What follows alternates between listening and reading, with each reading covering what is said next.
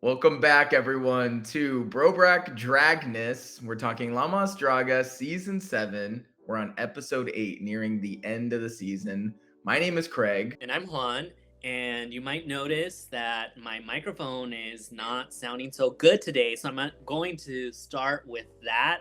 I'm a little bit enraged. Please bear with us, folks. We've had a lot of technical issues. It's been a rough day. I It's feel been like a rough technical day. I got a beam of light right here for some reason that has never happened. So, we're very sorry. Besides that, Craig, how are you doing? oh my God, thank you so much.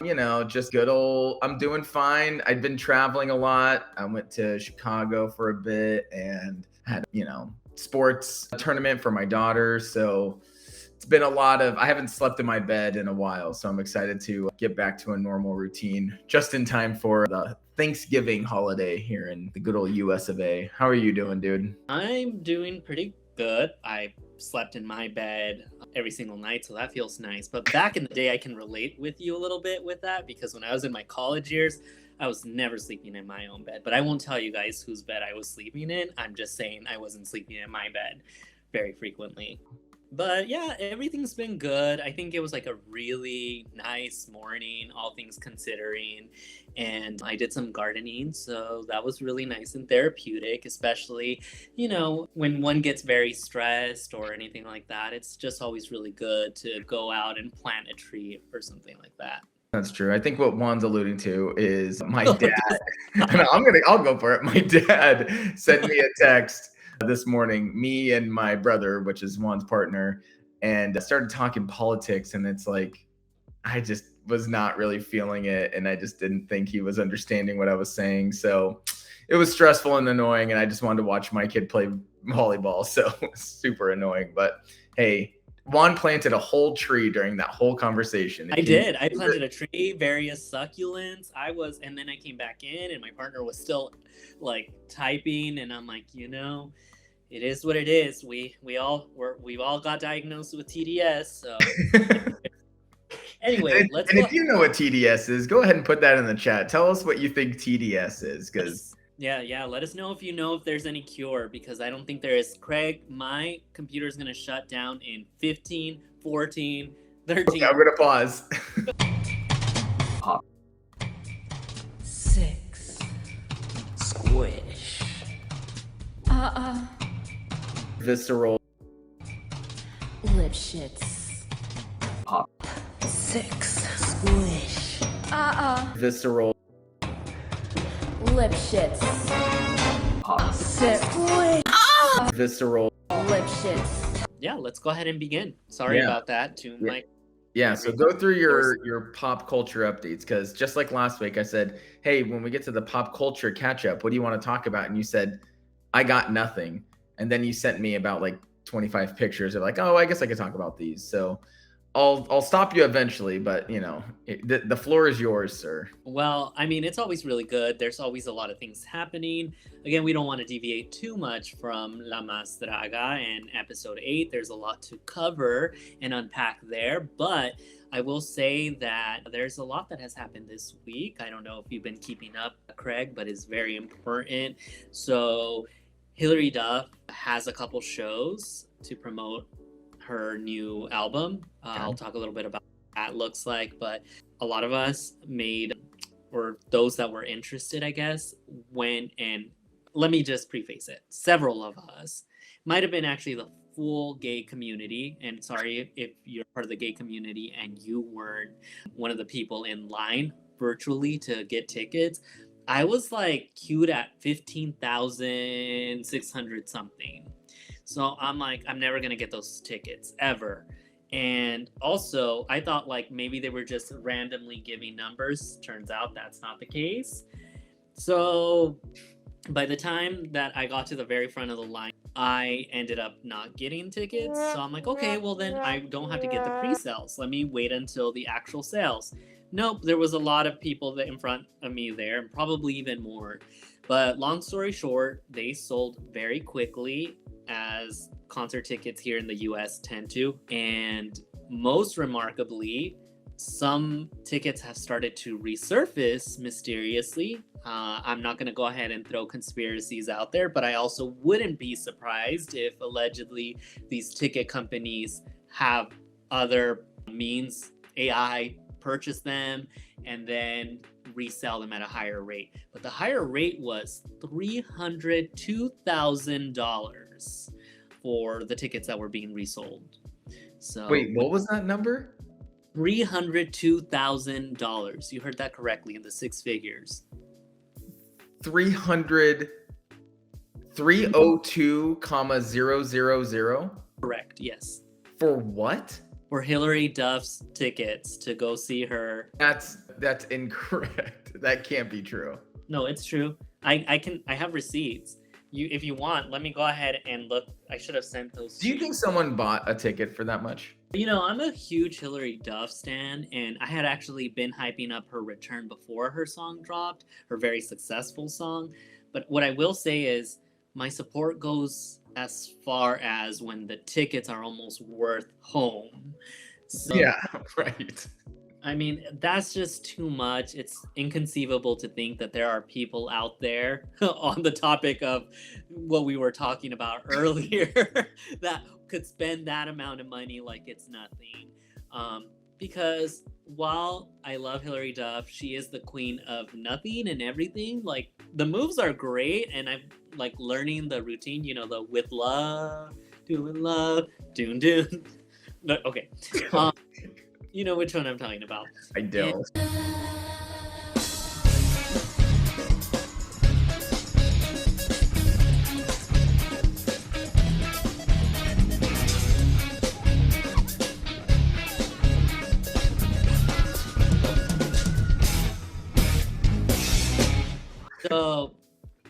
So yeah, I would not pay $302,000 for not one single person, and I say that with love. That's a Hillary Duff song. Sure. No, I say that with love to every single person out there. I'm sure it will be great. I don't know if $302,000 is great anyone. That's a lot of money. So people that like Hillary Duff tend to be gay. Would that be a fair thing to say? Oh, not only just that, she said the music she's making is solely to impress the gays. So. Okay, great. And then gays are dinks usually. So I think maybe they're overestimating maybe by an order of magnitude or two. Winks? No, I'm just kidding. Dinks is. Shout out to, if you're a dink, a shout out to you. I mean, it's nice to have two incomes and, you know, pamper ourselves. I'm a doink, I think. What the? Dual income, one kid. Anyway, anything else for this week? From a sports perspective, real quick, just because I talked to somebody about this. This guy was wearing a bunch of Yankees gear that was doing my parking at my daughter's tournament, and there was a really big news, and there was a really very funny call-in. So there's this guy named Trent Grisham, and he had a really, really good year this year. He's the guy in the top middle. He had a really stellar, maybe suspectly too good, but I love Trent Grisham. He's got a really good swagger about him, very good on defense, but had a very good offensive year. So the Yankees gave him a 1-year deal of $22 million. And this guy called in to this Yankees radio show and was just screaming mad about this deal. Like, we're wasting our money on Trent Grisham. And it's really, really funny. But congrats, Trent Grisham, creating $22 million in a year. I mean, that's get your money, man. That's my thing. It's not my money. Who cares?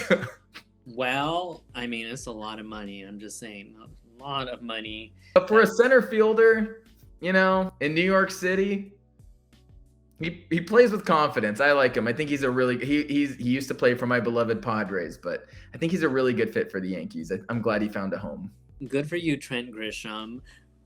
Is there anything else, Juan, that you wanted to talk about this week? Yeah, this was actually kind of like breaking news. I've been really just excited about it, but anybody that knows me personally, and there are some of you guys that don't know me, that's okay. Get to know me, subscribe. You can continue to get to know me. Look out for me in the comments. I'm there responding. He's in the streets for sure. Yeah, I'm for sure. I'm not for the streets, but I am definitely in there. So you can always hit me up. I am friendly, I promise, even if my demeanor doesn't always show that. But I'm so excited. I love raccoons. Like raccoons are one of my favorite pets ever. And so there were multiple outlets that are reporting that raccoons might become the next domesticated animal. They're incredibly intelligent. So I personally take it offensively when someone tells me they have rabies. I'm like, no, they all don't. And if you actually read the studies of those that attack people, it's just because they can be a little bit aggressive, but people just assume aggressive equals rabies. But like 7 out of the 10 times that they like test them, and I don't even want to talk about the cruel way that they test them, but because it's very sad. And I don't like, PETA, I'm with you guys on that. But anyway, 7 out of the 10 times they don't have rabies. So. Interesting. Still, the 3 out of the 10, I'm not taking those chances. Yeah, but like they're becoming more and more domesticated because they're going to cities where they're depending more on people. And I really want. I had asked you to put a picture of this really cute one, and I can just. This is. I have to. I know. There's different takes on pet ownership, but I would be the best father to a raccoon. I currently already have a corgi, so a raccoon, a corgi, and 2 cats. So I think I could do it. I could definitely do it. I don't know. I don't know if you need another animal. A raccoon, absolutely. Everything in my life has led to this moment. Oh my God. I'm very serious. I love raccoons. I feel very. I'm sure you can get a domesticated raccoon. I think I've seen stuff like that on Reddit. Not in our state that we live in. Oh, thank God. No, I wonder if it's like ferrets. I remember well, maybe I shouldn't say this, but I remember your partner going across state lines to a state. Oh. Oh, sorry. I thought you. My bad. It's hard to know what's technical. I fucked up your joke. Yeah, he went across state lines and got a ferret, I believe. So. Yeah, I remember hearing about. Maybe it's the same thing. Maybe you just need to go to a state where it happens, and then The problem we'll let the Supreme Court decide how that interstate transaction will go. Well, they don't. Nobody has to know. So but yeah, I understand why we can't in this state, but I hope they kind of rethink their position on it. The reason is because they prey on a very specific type of mongoose that takes out very common snakes in California. I've done my research, Craig. Wow, you love raccoons. I've known you've loved raccoons ever since I met you. I'm prepared to be a father of a raccoon. So that's all I'm saying. Really excited. Let us know in the comments if you're excited about raccoons being domesticated. There's so many cute accounts out there to follow. But yeah, I'm gonna keep you guys posted on that. That's gonna be really great. And then I'm trying to think of what other things. Well, just to finish up these pictures, we have Lil Jon in the bottom left, who apparently is a bodybuilder. He's a bodybuilder. That came out like 2-3 weeks ago, but yeah. Yeah, I didn't know this, so this is maybe news to me. So I'm just letting everybody know that that's a thing. We had Mom Donnie, Mom Daddy visiting Mr. Trump in office, and Trump was enamored with him, like very clearly. Can I just say, I think my TDS is like possibly fading away because the way that Trump was miring Mom Donnie, that's how I was like, same girl, same. You and I. Like today, the outfit that I'm wearing is very Mom Donnie inspired, which actually Trump also wore we all just want to be with Mom Donnie. I think the world would be a better place if we all got to Mom Donnie. Oh my God. I don't know if Bubba is a horse or Bill Clinton. No, thank you. But Mom Donnie is just such a beautiful man. Interesting. I mean, speaking of or diminishing TDS that's happening, when the reporter asked, like, hey, Mom Donnie, you've said that Trump is a fascist. Like, what do you think? And then Mom Donnie was about to give like a really political, like, yeah, we're still talking. And then Trump's like, just tell him yes, it's okay. I mean, here's the thing about Trump. You say whatever you want about his politics. He's probably the funniest president we'll ever have. And he's kind of charming in that type of thing. So it's I wouldn't go that far and say charming. I think charming. I think it's charismatic. How about charismatic? That's giving him too much credit. But I get I have TDS. I know it's a severe case. It's never gonna go away. I think Mamdani is very charismatic, and I think he's just very hot. And the last thing I wanted to talk about in pop culture, which is not listed there, is we got the premiere of Drag Race Canada. This is the 6th season. We have Brooklyn Heights continuing to be the host. And then we had special guest judge Paula Abdul. It made me miss her so much. And oh my goodness, she looks insanely great. She's beautiful.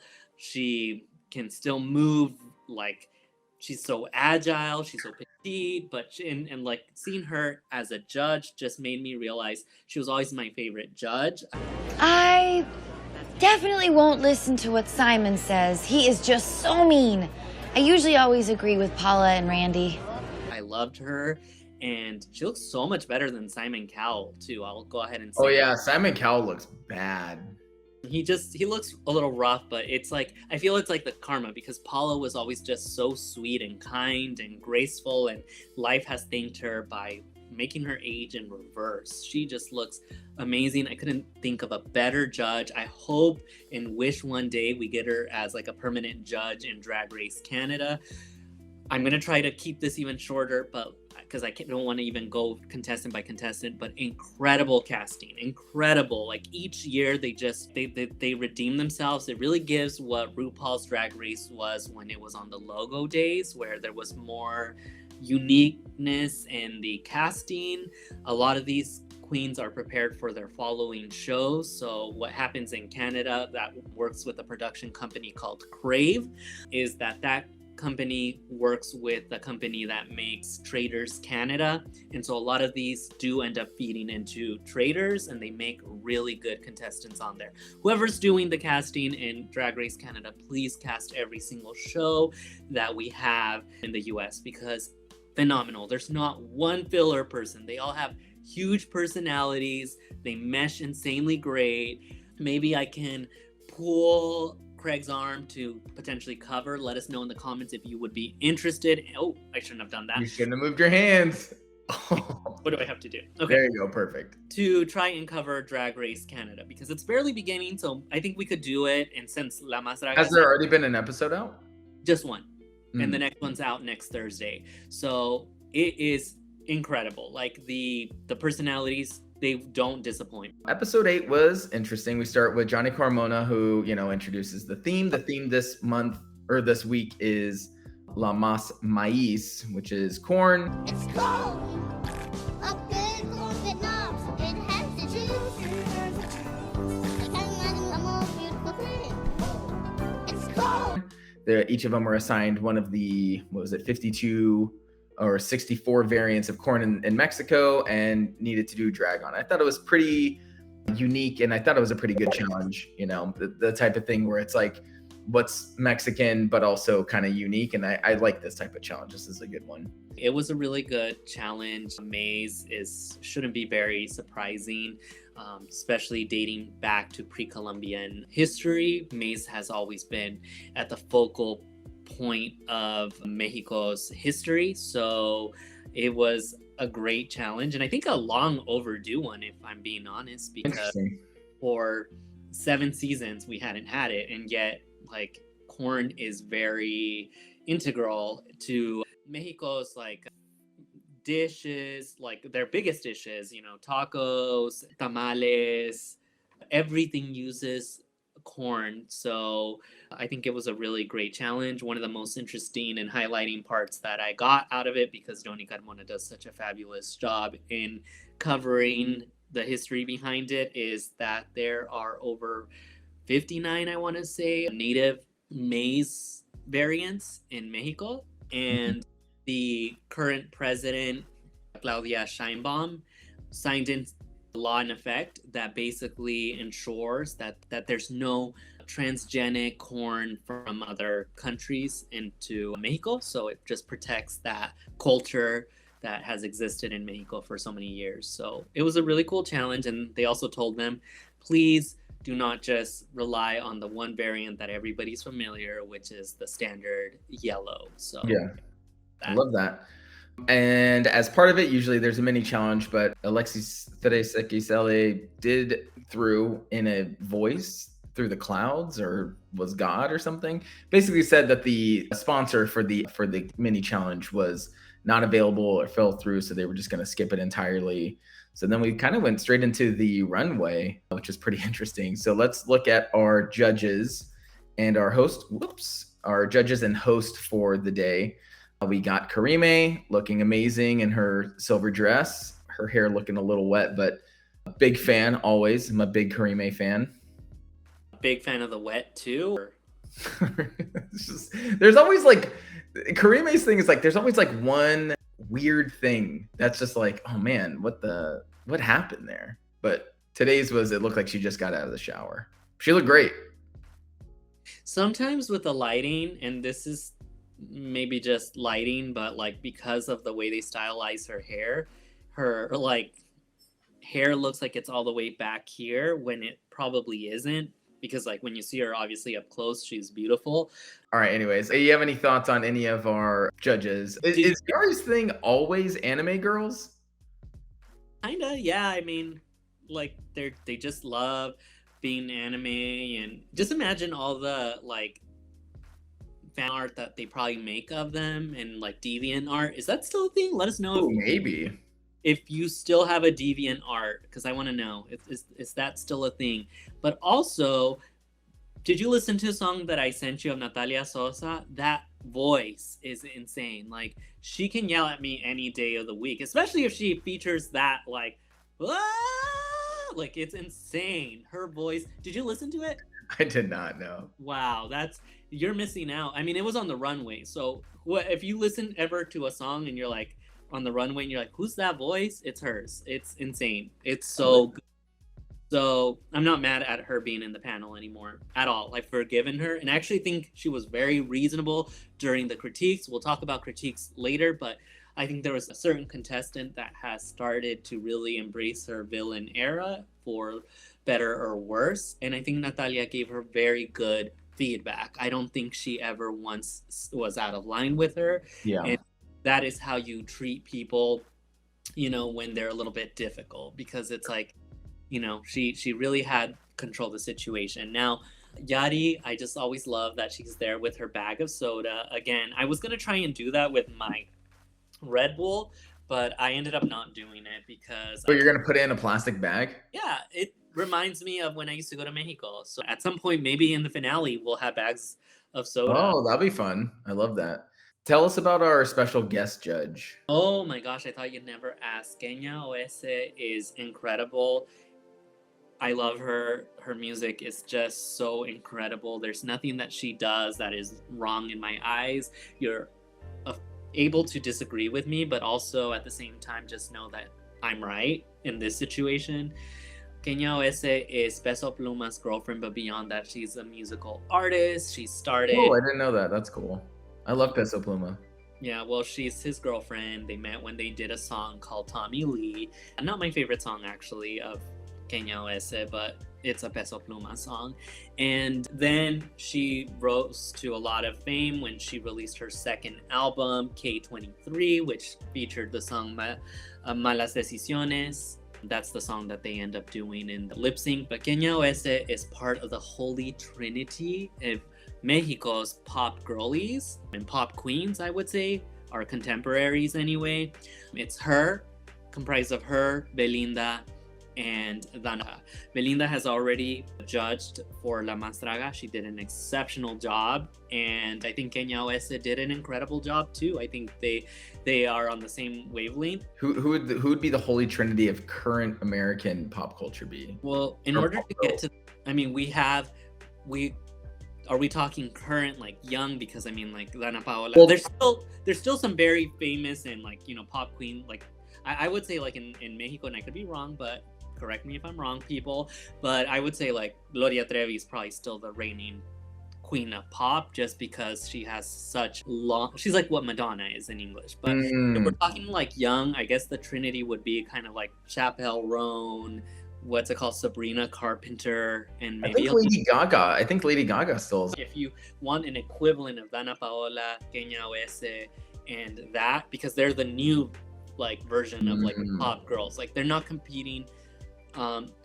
Like they're new, not so new to the scene. Belinda's been doing her thing.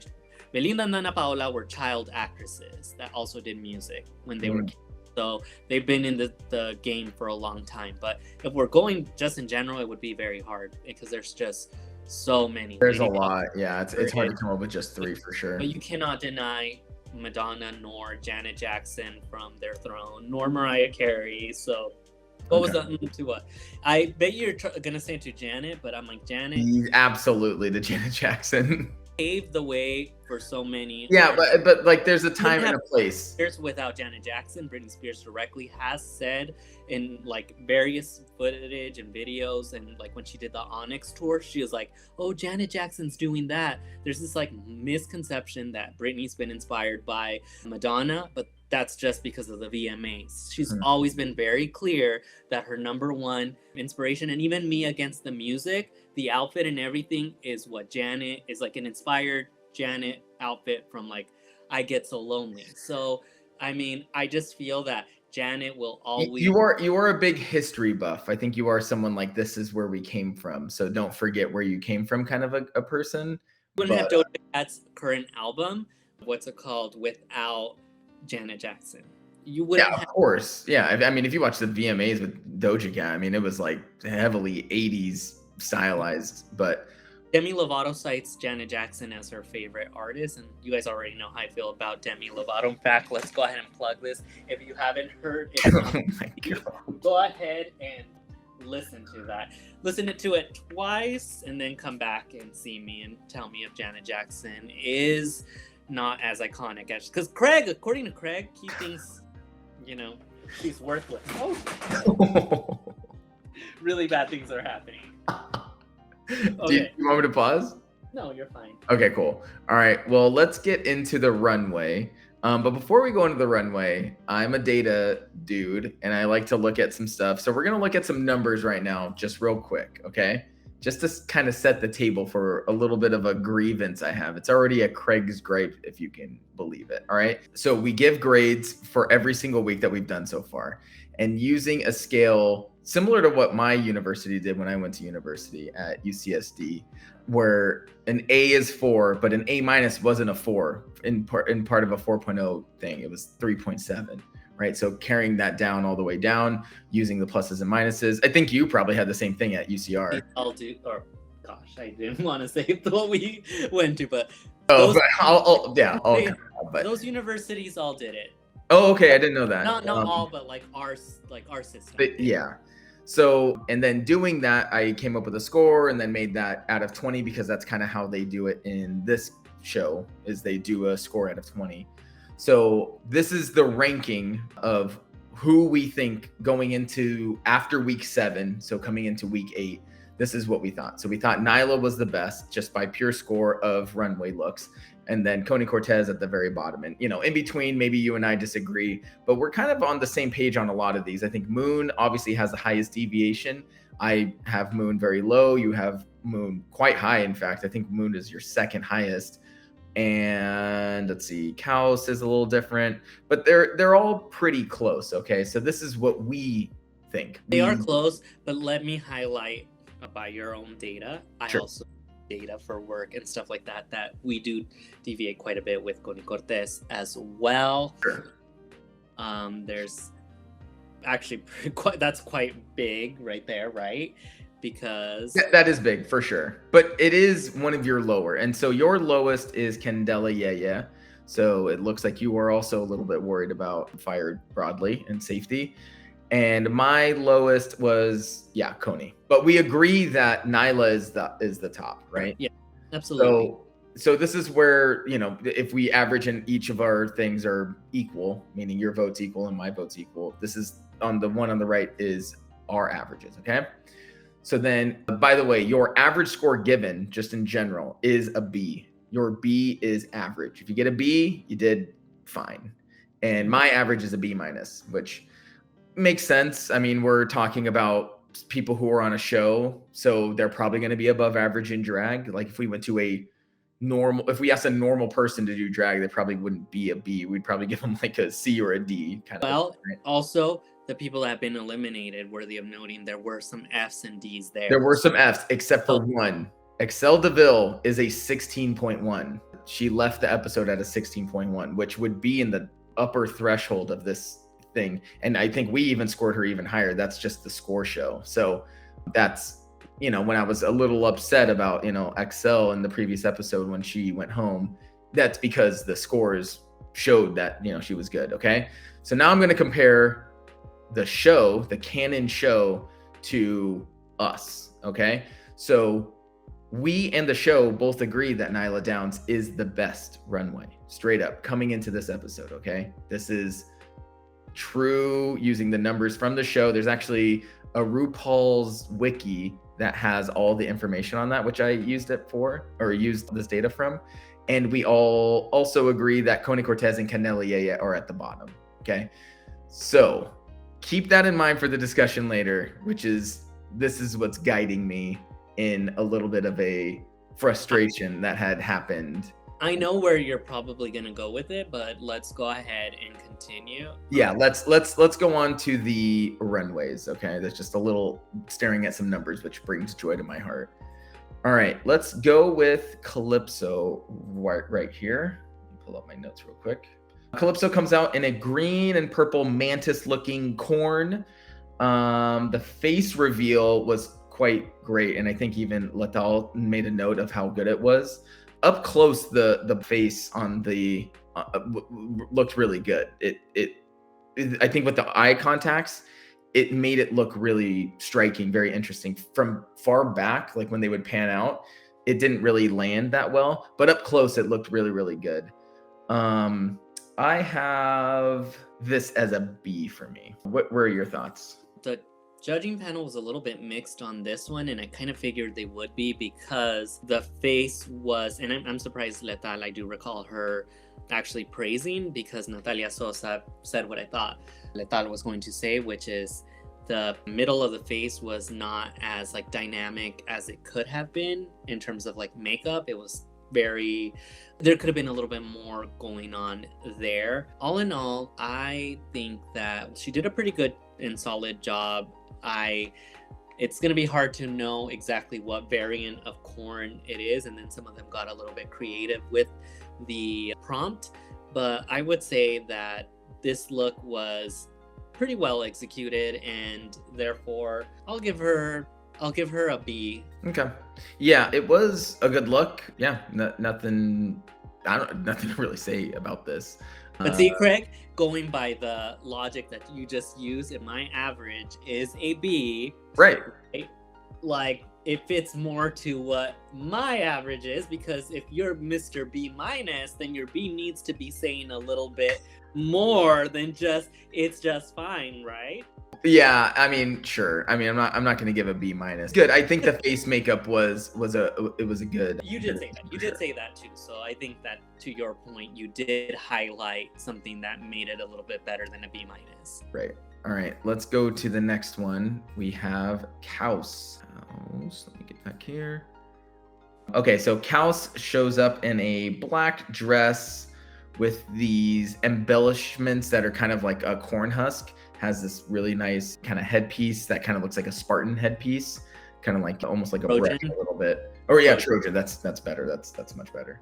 And where the corn kernels were, they kind of she made them look like gems, which was kind of nice. She gives the drag altar boys tacos. Yeah. So and for that, I also give this a B. I actually disagree with my co-host here, which is fine. We can disagree, make no bones about it, but I think it should be an A minus, and here's my point. I think she made the challenge, she's probably the only one on the runway that made it look so elegant and classy and kind of beautiful. I could almost see this look in the Met Gala, not hosted by Jeff Bezos and Lauren Sanchez, which I should have added to This Week in Pop. We learned that. So beautiful looked elegant. I loved it. Where Craig is bringing up like the tacos, and then the other food, which I'm not familiar. It has to be something native to Venezuela. Is she's marrying her culture's corn. So you're not allowed to use the Mexican flag, as we learned with Seafed when he featured the flag. I actually knew that already, but just if you're not aware, you cannot use the actual symbol. It's a whole thing. You get fined, and you just cannot do it. Some countries are very particular about the image of their flag, while others allow you to wear them as a bikini, string bikini at that. To each their own, right? God bless America. So I didn't say it, Craig. I wasn't saying. All I'm saying is that it's a little bit different, but she had the flag colors of Venezuela, she had the flag colors of Mexico, and then she had food that was unique with corn to each, and that's kind of how she tied those things together. Did it go 100% with her piece? No, but it went with her personality. I think that's why I'm giving her the A-. I thought the look was beautiful. I thought the statement was great. I think the minus is just because maybe there would have been a better way to like marry these two things, because I felt like the ideas were not as cohesive, but I like them both. I thought the idea of both things, the beautiful gown and her culture's kind of marrying, was kind of like a cool thing. Yeah. Awesome. Yeah. No, I thought it was a good look. Candela, yeah. We have her coming out in a... Yeah, so the green of the feathers actually, to me, were the best part of this look. Up close, like in kind of this up front shot, like on this picture on the left, kind of was just like a muted green. But in certain angles, or maybe in certain lightings as it was going on, it was kind of like a really nice, brilliant, kind of flashy green. That was really nice. Negative points for safety, as we all know, especially with corn. I mean, come on, we're talking fire hazards here. That she did a thing with a flame, and it was almost like foam and a thing. It was pretty cool actually when she did that. How to control fire really good, Craig. Well, I have this as a B as well. A lot of Bs this week, which are good. Just giving. I actually have it as a C-. Wow. I didn't like the look at all. I think the only thing that saved it from being a D was the fire thing, but again, she has full control, unlike my co-host Craig. I'm like, I do appreciate the fire and I love how confident she is with it, but I thought the look, the feathers, yeah, I mean, like, you know, I appreciate what she's brought to the competition, but we're 8 weeks in, and I think I've only had one really good week for her in my grades. I'm not campaigning for her to be the next one out, but I also won't be surprised. I already had called it the previous week, and I was wrong about that. But I mean, we've been saying this for weeks now. I mean, look at these scores we've given. Finale, you know what? It'll be funny if she has like her best looks at. I mean, that's the time to be your best. I mean, kind of the strategy with these games is just like, apparently, just survive until the end and then really wow everybody. Well, there is a very big strategy involved. I'm glad you said that. We'll talk about that later. God. But yeah, so I thought it was an okay look. I think you are right. I probably am a little bit higher on this than maybe I should be, but she is one of the lower grades that we've given, including us and the judges agree with that. So I'm not sure what her staying power in the show will be, but I wish her luck moving forward. Yeah, absolutely. Again, we don't want anyone to misconstrue our grades. We obviously don't do drag ourselves, or grade drag at that, because I think I've given you guys a form of it in our personal life, but I definitely wouldn't even hold a candle to any of the ones that we are being a little bit more critical. But at the same time, I guess it's been a while since I give the disclaimer, but I am a piece of shit. I am bad. I'm not good at anything. I have no creative bones in me. Today, I will actually be very kind, which I was last time again. I don't know why last time I was. Maybe I am a kind person. I think you are. I think you're kinder than you give off, and I'm definitely meaner than I am. But you're having a bad day. Like, we're going to go ahead and just say, like, yeah, we put that disclaimer. Craig is not a piece of shit. He's done. Yeah, it's hard to give critiques on things where I'm like, I can't even, We're not experts, is all right. We're trying to say. But at the same time, and we do think that they casted very well, but if we're going to judge them relatively to their peers, those are our opinions. And it seems like our opinions are very much in line with what the judges say. Fun fact, we do give them grades before we see like the ending tabla de resultados or whatever. Yeah. So, It's that, and then also kind of, I give the grade, and then also the things that I like. So I was really like, I always feel really happy when I'm like, oh, cool, I like the face makeup, and then Latal said the face makeup was good. I'm like, okay, good. That I'm learning what makes a thing look good, which makes me feel nice. yeah, I mean that's all part of it. Again, it's always very subjective, but then when you kind of watch these things, you start to kind of see what they're looking for and what they're highlighting. And by no means, even those that aren't hitting the challenge on the head are bad at what they do. Maybe it's just for the competition. So like I said, with Candela Yeye, I don't have anything personal against her. Yeah. As I'm sure Craig doesn't have anything personal against No. Cortez. No, of course not. Okay. No, I'm just kidding. But I do think there are some of their peers that are, definitely overshadowing them a little bit. Just a little bit. Just a little. Maybe a lot, but I don't know. Let's go on to the next. I guess we'll see. Yeah, let's move on to the next one. We have Moon. All right, so Moon comes out in a black and white. This looks like corn. I mean, we're setting the stage. She was the first one out. It looks like, something with corn kernels on it. Black and white corn outfit. At the first, before it opened up, it did look like two testicles with some lumps on it. But then when the jacket opened, it did end up looking pretty nice. Again, these bodysuits this season, I'm just never really a fan of. They look really cheap. It looks like something you would find at a Party City if those still exist. Just not really. But she added pieces to it too, though. Yeah. The face makeup was fine. The head piece was okay. I'm never really a fan of these types of, like, they had two people holding up signs. Toxico said, what did it say?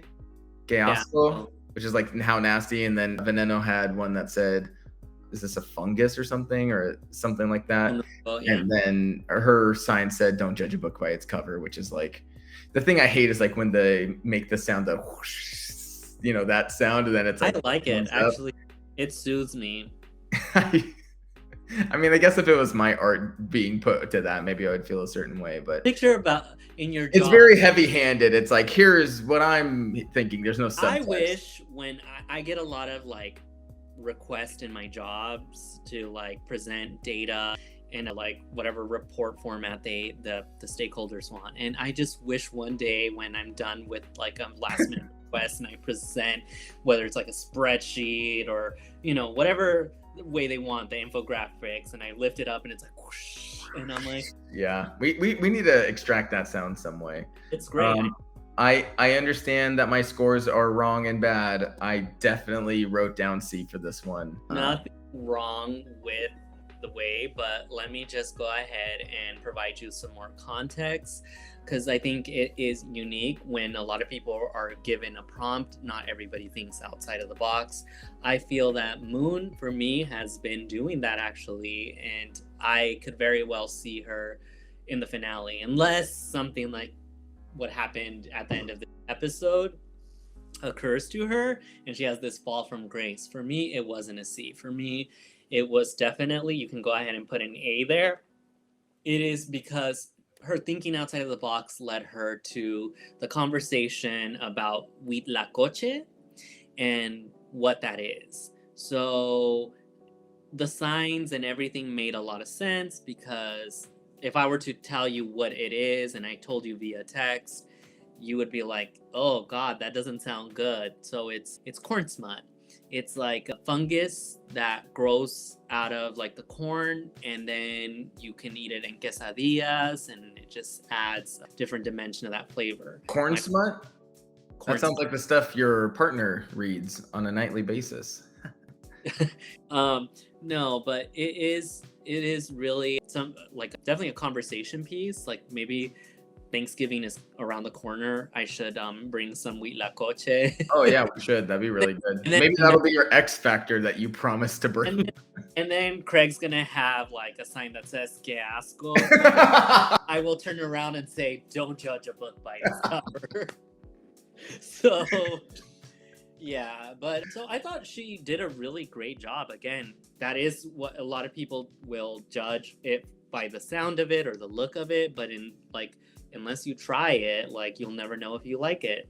Um, which is what I say about gay sex too. No, I'm just kidding. Jesus Christ. But no. I'm just saying that it is. I thought it was really cool, and for me, it warranted an A. I think Moon has been doing really good these last few weeks, but maybe it's just because I don't know what happened, but I'm starting to become a fan. So No, I think you're right. I think your scores, I'm looking at the line of your scores, those seem more correct. For whatever reason, maybe it's just not, it's not speaking to me in a way, but I'm also not that creative. I'm very straightforward. So maybe that's where it's like, it's getting lost on me. Well, But you're too straightforward. I'm too. maybe that's the problem. So I maybe I'm not giving enough creativity points when I'm kind of judging these looks, because it is a good point. This is a very different type of look, and maybe instead of me saying, "Oh, you took a swing, gross," it should be a dress or something. Like this is at least like a really well made jacket that was very different. So maybe I'll have to factor that into my next scores coming into this. But I would have like shown up like the group Good Charlotte, and they have a music video, I Just Want to Live. Okay. Oh my god, everything always leads to Hillary Duff. Like, how is that continue happening? Because one of them dated Hillary Duff, but okay, that was a long time ago. Anyway, I Just Want to Live, they're all dressed like fruits for Yes. whatever reason. So I think Kind of a fucked up music video. If you want to watch it, there's a scene or two in there that are kind of weird. but it's commentary on fame and how like fame is only for so long. Like there's that part, now you're rich and now you're famous. But all this to say that if you put us in charge of the challenge, I'm pretty sure that's the best we would have served you guys. Sure. And who knows how much those suits cost them to do that music video, if they were Oh, it was a lot. yeah, so probably cheaper version than that too. But yeah, it's okay. It's okay to disagree. Maybe. I think for whatever reason, maybe when Moon comes up, I'll be a little bit more conscious of that. Maybe there's some sort of weird thing that's just not speaking to me for some reason. You're more than welcome to disagree with me. All right, moving on to the next one. We have Detox, kind of the antagonist of the show, perhaps the villain of the season and this episode. I think. What's that? Villain of the series. Villain of the series, but you need one, and maybe that's what makes this season so good. Very rarely do I pay attention to the boudoir scene, but this was a very cryy episode, and she did talk about her dad, and I'm always touched when because I think trans kids and people, they don't really get supported by their parents sometimes, and it really makes me really sad just as a parent. I don't understand how you could really be so against something that your child is doing. So when she was talking about her dad, she spoke so kindly about him, and I just thought it was really, really nice. So I see what you're saying, like when Coney Cortez was talking about his dad, and it's nice to see support. It's really nice to see support, especially in something as quote unquote not extreme, but very, very different than the norm or social norms or whatever. It really warms my heart to see that she didn't say something like I don't talk to him and I never want to talk to him again. It's because that is sadly sadly very common. Yeah. So no, I appreciate and you pointing that out. I was like, I thought this was gonna go into a different direction about fathers and relationships and all of that, and I'm like, oh Lord, where are we going? No, that's a really good point that you say, and it was a very cryy episode, which is wild that we went in a different direction by the end. Yes. So it's proof that many things can be true. Is that she did have a very fortunate, and thank goodness for her father, Connie Cortez's father, supportive parents. Because I'm like, how is it such a difficult thing to love your own child? But surprisingly, in this world, it's really hard to love your kid. It's just insane. So anyway, so she comes out. So I knew I had big spoilers coming into this episode. I knew who was out. I knew how it happened, all this. So for me, watching this episode was interesting because I'm like, how did we get to where we were? What the hell happened? It made no sense, right? So, but as I'm doing this, because I'm like setting up the PowerPoint for it and I'm like getting all the, my data and everything ready, I'm like, one, this makes no sense, dude. I'm like enraged right now. And you're like, just watch the episode, dude. Watch the episode and you're gonna understand, okay? I get it now, okay? Yeah. But starting with Detox, because when she came out, I thought the outfit looked really good. I thought it was a top look. Same. I love this type of look. It really reminds me, there's this Magic the Gathering card that I'm not remembering right now. I think it's called like Anna Paxal or something like that. But it is like it's in kind of the Aztec world of the Magic the Gathering card. And it looked great. Like she's swinging her sword around, looking really good. But fatal flaw, her headpiece comes off multiple times. And I think weirdly, it seemed as if it came off and she's like, I'm out of here. And it was went out. Like she was embarrassed or whatever. Like I think she was upset. You kind of need to just go through it and just be like, oh shit, I fucked up or something, or at least try to finish the thing. But it looked like she kind of just got the hell out of there. Let the emotions get to her. Her makeup look, I agree 100%, looked really, really good.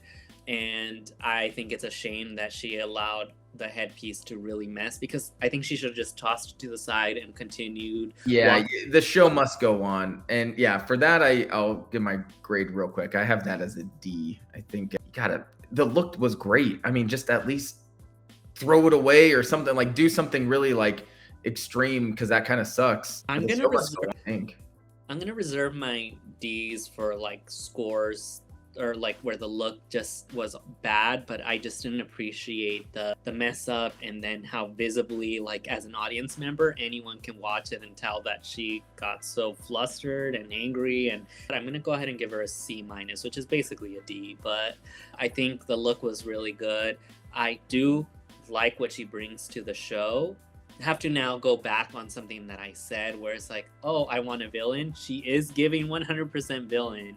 She is leaning onto that, and that's going to make her very polarizing.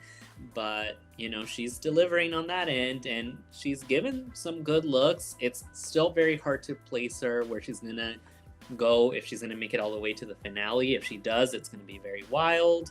I don't know if she's going to want to go through with it, or if she's going to own her villain era and she's gonna show up, because there's been a lot of backlash after this episode, and we'll discuss why in just a moment. But yes. All right, let's move on and let's talk about our winner of the episode in Tulsa. Tulsa shows up, and also I think maybe not similar, but also a very Aztec inspired Mayan. I don't know what the difference between Aztec and Mayan, but like that type of thing, inspired a yellow version. Beautiful headdress. What else do I got? White, green, yellow Aztec outfit. Headpiece was large, was nice. The revealed was shucked corn, which is, a good thing that really no one else did, which is very surprising. I thought that would be one of the first things that you would do on a corn challenge. And it came off well from the arms. The corn on the cob. I really put a lot of points into how are you going to incorporate the kernels of the corn. And the kernels of the corn for her were like a body, like muscles, like the abs and the pecs and stuff like that. Thought it was really well done. I have this as an A, rightfully so, and I think a great winner for the episode.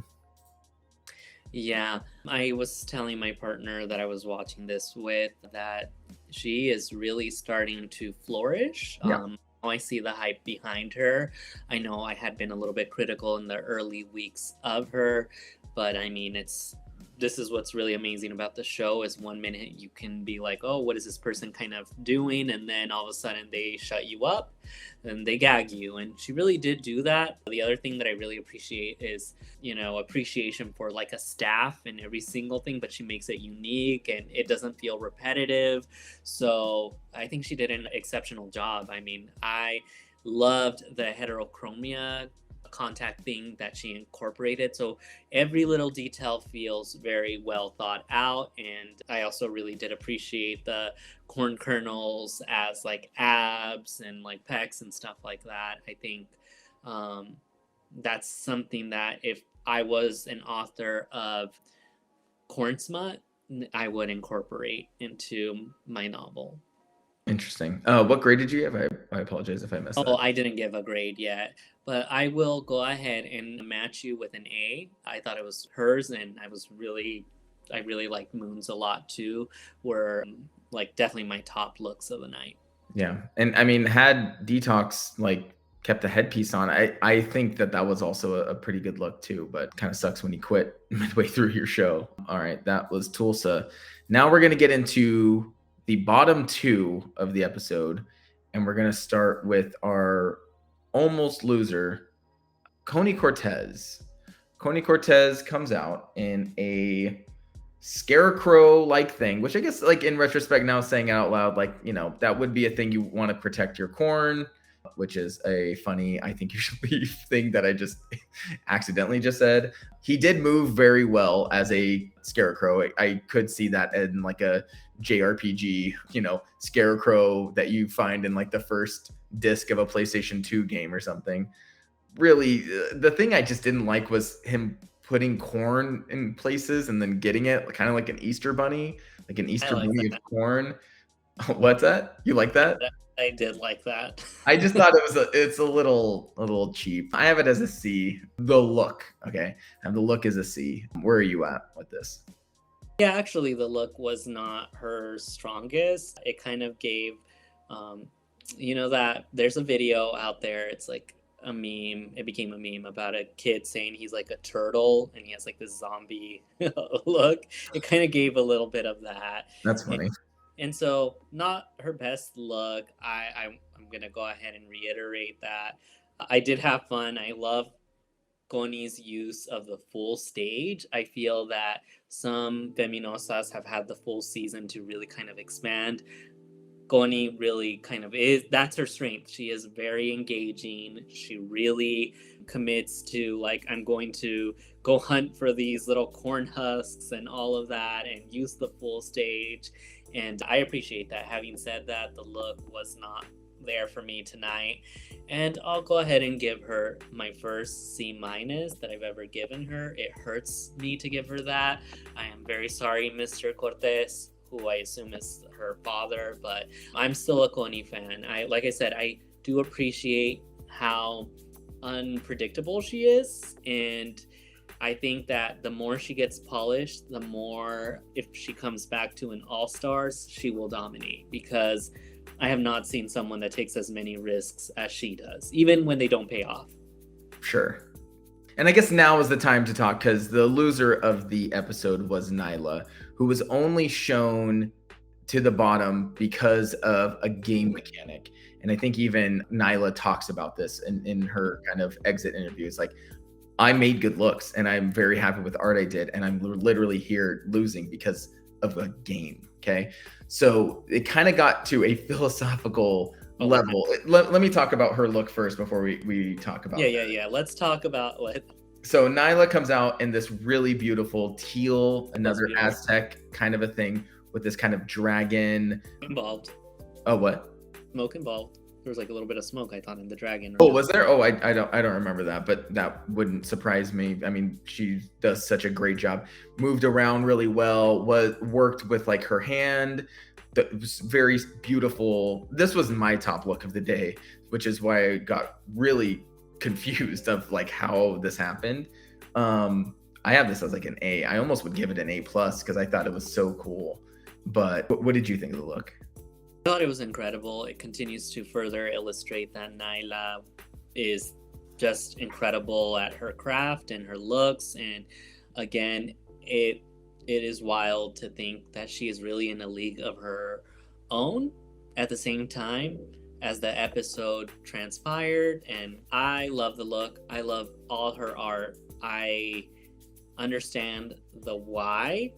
But as far as the look, this definitely is not a bottom look. It is, I don't know if it's my favorite Nyla look because she's had so many and I've given her already many A+, but it's definitely an A. She's just a full artist in every single sense of the word. I want Solo Las Más 3 because I heard there's already a cast for Solo Las Más 2, and that only comprises of queens from seasons 1 through, I want to say, 5. So we're missing ones from 6 and in the current season. So I hope there's a third season. I hope Naila gets the Sifir kind of opportunity where Sifir fumbled a little bit at the finale of La Más Draga 4 and then came back pew pews blazing. Craig, I'm not going to get us in trouble. So I think Naila could very well do that. She's incredible. I am very sad how she went out, and it does raise the question of, was it fair? Right. So let's talk about the things that were fair. Okay. So clearly, I think Nyla's, and this is the same thing with Axel. These are people who are very good at the art that they create. I think even just by the scores of the judges too. So that's kind of the reason why I have that as like, that's why I made that, is because yeah, it's scores that we give, but they're congruent with what the judges are doing. So by the judges' own admission, they're giving really high scores to these people who are leaving, in my opinion, very early. Now, I don't think there should be game mechanics that send people to the bottom, okay? But your partner, my brother, said something to me that really made me start thinking, which was, but this is part of the winner. The winner has to be good at the dancing part, which made me think of specifically the MTV's The Challenge, where sometimes there are formats of The Challenge where it's like you can't just coast by the whole time. You have to collect a gold skull or a golden skull or something, meaning you have to go into the one-on-one challenge, survive, and then that activates you to be able to be in the final. So I guess that's the way I'll justify that. Now, my only gripe is that I'm good with that thought if that is kind of told ahead of time. So like in MTV's The Challenge, they'll specifically say you need to go into the arena, win, and then that's how you'll move on or whatever. Like that you need that, or you can't make it to the challenge or whatever. That said, I can be convinced that if you can't do the dance, if you can't do the dance off, you should not win. And after watching her go against Connie Cortez beat the shit out of her. It was not even close. She did a great job. I can't say, well, look at her, look at these scores. This is fine. It would be unjust to Coney to say, but let me because then at that point it's, why are we even having the dance off or whatever? Oh, go ahead. Let me also, everything you're saying, I'm agreeing with you for sure. And I'm not one too shy when we don't agree on things. For sure. The thing too with it is, if this were another show, and that is the critique of that other show, Drag Race. You've watched now some of the American versions of it. And I hate to go there because I love me some Dragula, but again, these are not like criticisms like we hate the shows. I think like it's highlighting. In Drag Race, they do consider the history. You could be insanely good at the lip sync, but then you still get out because they're like, well, this person's been in the bottom like 3 or 4 times. Right. And I'm like, so it sucks. But when you go on this show, an aspect of it is the lip sync. It is, so you better prepare and not assume you're always going to be saved. I know that like Nyla's talent, if there weren't any of those mechanics, would allow for her to never be in the bottom. And that really, really sucks. But it is always a risk when you enter this competition. And so one should never be that comfortable to think like, oh, I'm never going to be in the bottom. Now, I do think it sucks, the means and how she ended up, especially because it was a robbed seal, golden. Right.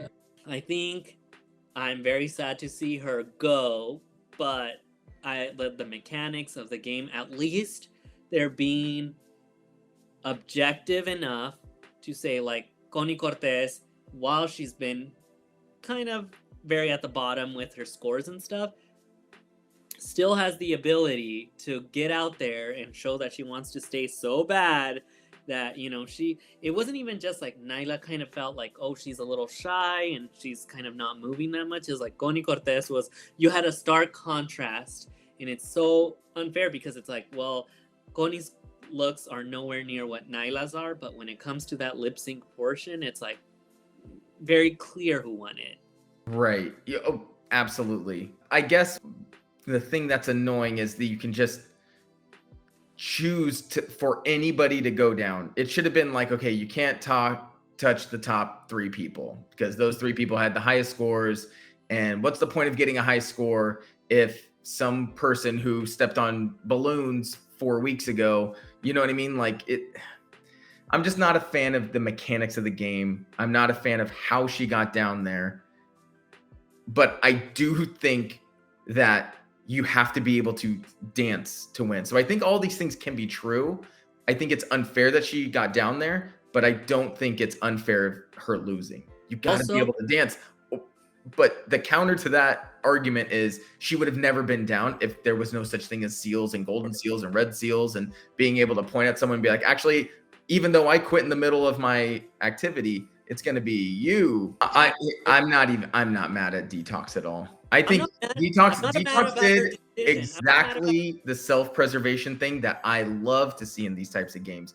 You gave her a weapon to use. She used it correctly. I just don't think that weapon should be used in this game. I just don't think it has a place. And if you do have that, make it so known and have those rules be so clear. And maybe in future season, this will just be a normal mechanic that is always happening and everybody knows the rules coming into it. But it just seems like they're making stuff up. And the cost of it is Nyla's not going to be at the finale. And I bet you her finale look is going to blow everybody away.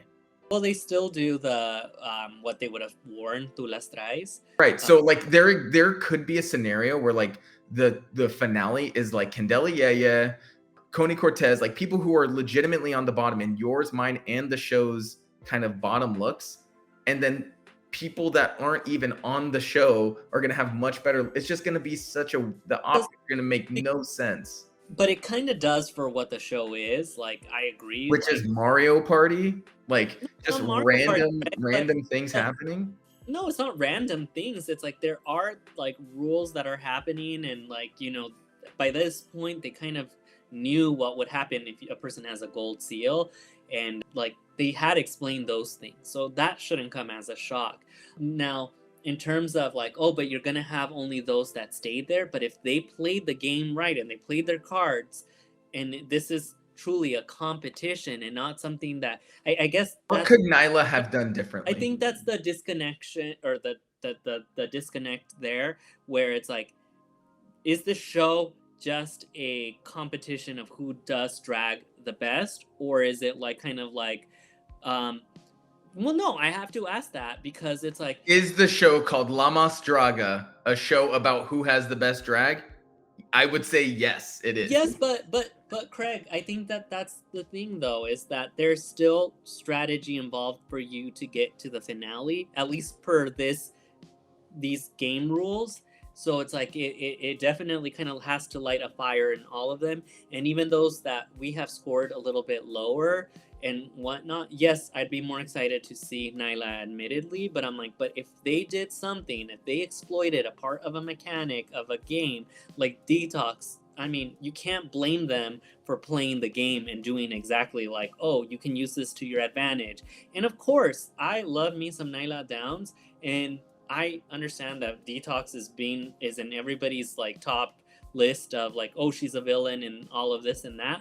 But I'm like, but if you were in her situation, wouldn't you want to eliminate not someone that is like comparable to you, but take out? No, that's why I'm saying I'm not blaming. That's what I'm saying. I'm not blaming Detox. Most cowardly people would probably point to someone who's on the bottom anyway and be like, well, they're going to probably be gone in like a week or two anyway. That's like the safe thing to do. She did, like, I would want to see Detox on like a reality TV show competition. I think she would thrive. She's willing to do the difficult thing. I just don't think she should have the power. She basically becomes a producer at that point. Like, you're giving her production powers to say like, all right, well, you're not going to be in the final, Nyla, one of the best competitors. Like, I don't know. Or there just needs to be limits to that. Like, that's a really strong power. So like Survivor has a hidden immunity idol, right?